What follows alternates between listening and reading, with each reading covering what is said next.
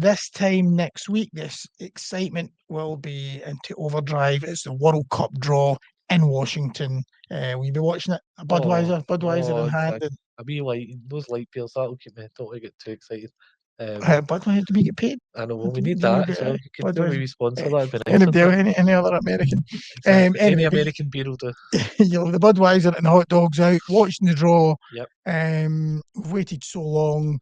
The pots are out, confirmed earlier this week, Scotland in pot 3, which we kind of expected. So give me your ultimate dream and dreaded nightmare draw. Right. I think the dream pot 1 team, I don't think there can be anyone else. It's Nah. Canada for me, right? Yeah, that's it.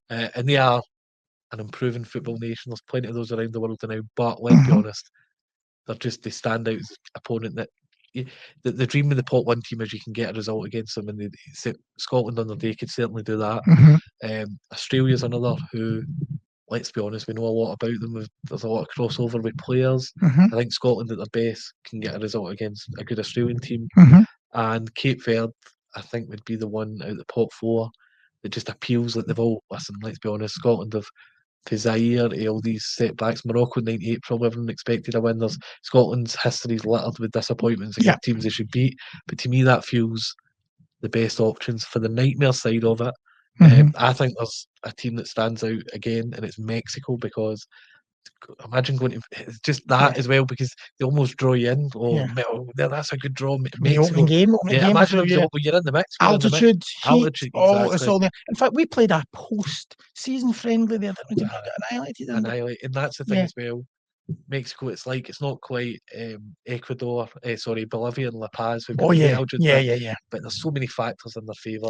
You imagine the outpouring in that country, hosting a World Cup. It'll be, I don't think anyone wants that one. It's difficult. Morocco, pot 2, absolute nightmare team. So Mexico, Morocco, and Italy, nightmare. And Italy as well.